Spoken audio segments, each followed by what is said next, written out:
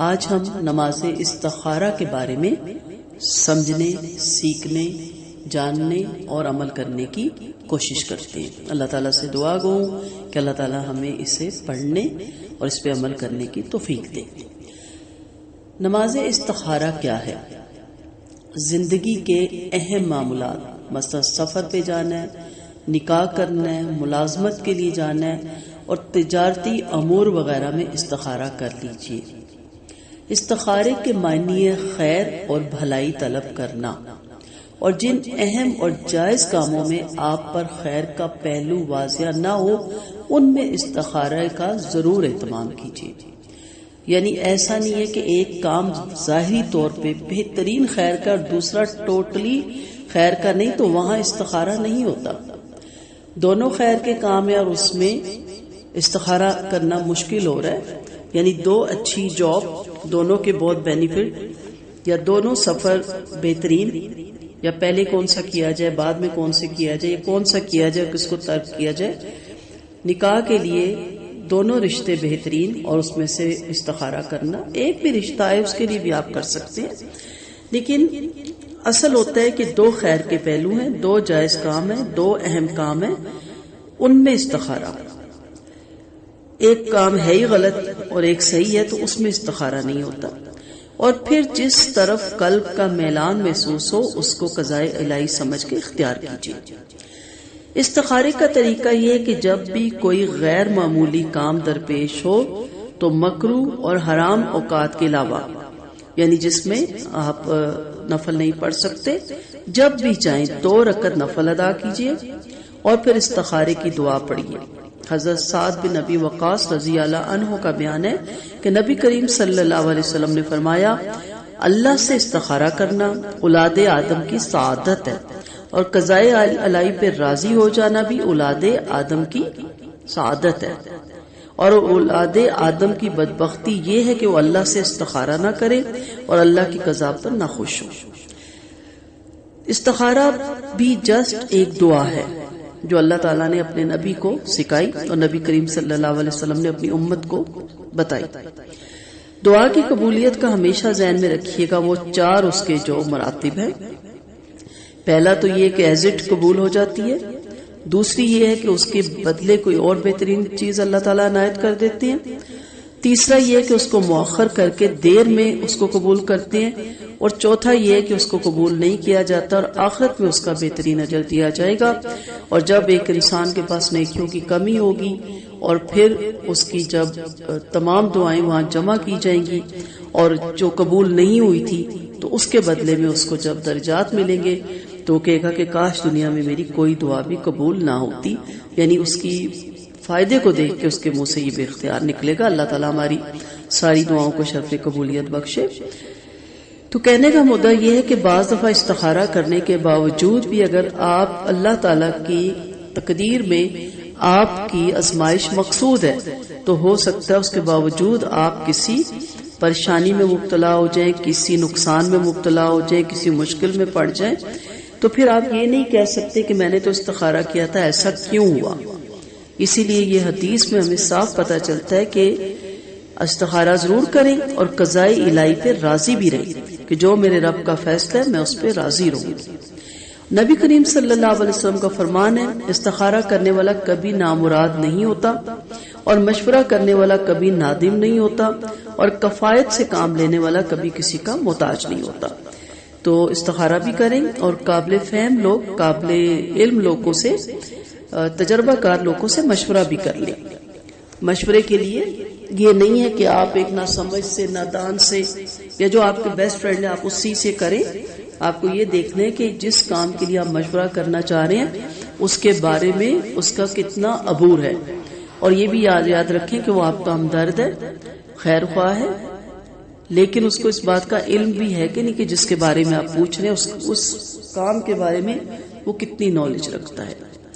حضرت جابر رضی اللہ عنہ کا بیان ہے کہ نبی کریم صلی اللہ علیہ وسلم جس طرح ہمیں قرآن پڑھایا کرتے تھے اسی طرح ہر کام میں استخارہ کرنے کی بھی تعلیم دیتے تھے۔ فرماتے جب تم میں سے کوئی کسی اہم معاملے میں فکر مند ہو تو 2 رکعت نفل پڑھے اور پھر دعا پڑھے۔ بخاری کی روایت ہے۔ لیکچر کے اینڈ پہ میں دعا پڑھ کے آپ کو سکھا دوں گی. لیکن یہ پیارے سو کی پیاری دعا نماز نبوی میں، آداب زندگی میں، بہت سی کتابوں میں آپ کو استخارے کی دعا مل جاتی ہے. اس کو دیکھ کے بھی پڑھا جا سکتا ہے اور اس کو یاد کر لیں تو بہترین ہے. ترجمہ اس کا میں آپ کو سناتی ہوں. اللہ، میں تجھ سے تیرے علم کے واسطے سے خیر کا طالبگار ہوں اور تیری قدرت کے ذریعے تجھ سے تیرے عظیم فضل کا سوال کرتا ہوں، اس لیے کہ تو قدرت والا ہے اور مجھے ذرا قدرت نہیں، تو علم والا اور مجھے علم نہیں، تو غیب کی ساری باتوں کو خوب جانتا ہے. اللہ، اگر تیرے علم میں یہ کام میرے لیے بہتر ہے میرے دین اور دنیا کے لحاظ سے اور انجام کے لحاظ سے، تو میرے لیے اسے مقدر فرما اور میرے لیے اس کو آسان کر دے اور میرے لیے اس کو مبارک بنا دے.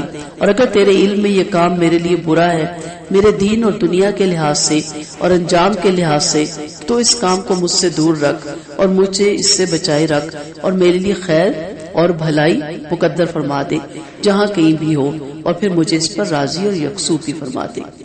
علماء کے نزدیک جہاں ہم دیکھیں گے جب ہم عربی پڑھیں گے تعلم ان ھذا الامر آتا ہے کہ تو جانتا ہے کہ یہ کام، تو علماء کہتے ہیں وہاں اپنی حاجت کا نام لے کر اس کے بیان کریں، یا کہتے وقت اپنی درپیش حاجت کا تصور کر لیں کہ میں اپنے رب سے کیا مانگنے جا رہا ہوں.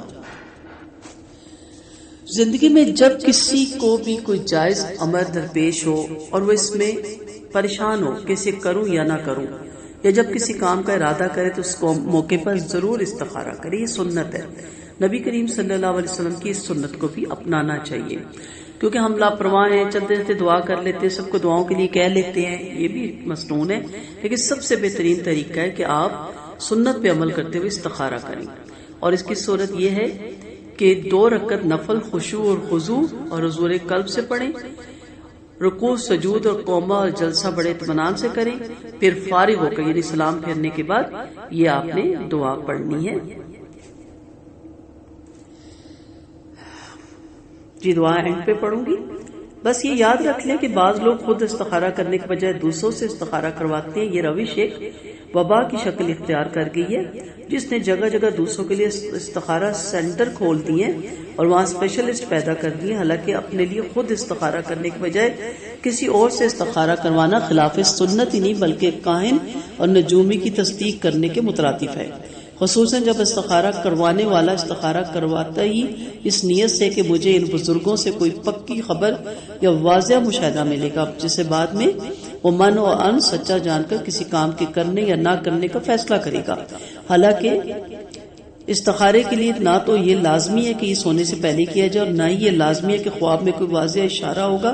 سیدھی سی بات ہے کہ کام کا ارادہ رکھنے والا شخص استخارہ کرے، نیک اور تجربہ کار لوگوں سے مشورہ کرے، اس کے بعد وہ جو کام کرے گا اللہ تعالیٰ اس میں بہتری پیدا کریں گے انشاءاللہ تعالیٰ. آپ دیکھیں کہ جب سے دوسروں کو استخارہ کرنے لگے تو آپ گھروں میں ہمارے پیج آئے ہوتے ہیں استخارہ سینٹر، اور اتنی اماؤنٹس اور اتنے پیسوں سے وہ استخارہ کر دیتے ہیں. استغفر اللہ، استخارہ نہ ہوا کوئی بکنے بکانے والی چیز ہو گئی تو اس چیزوں سے آپ بچیں. اور سونا بھی ضروری نہیں ہے، لیکن اگر آپ عشاء کے بعد کر کے کرنا چاہتے ہیں تو عشاء کے بعد کر لیں، لیکن دائیں کروٹ اور ہاتھ زمین اس پہ رکھ کے اور اس طرح سونا اس طرح، یہ کسی جگہ سے بھی ہمیں سنت سے اس کا کوئی بھی ہمیں جواز نہیں ملتا.